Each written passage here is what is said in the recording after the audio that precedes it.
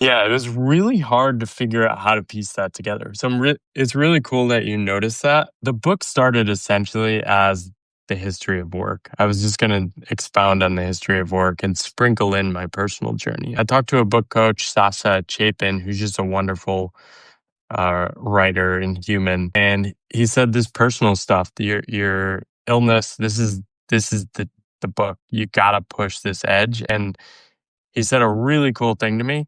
You can go really hard on this personal stuff. You'll never go too far because you're not like the overly sentimental type anyway.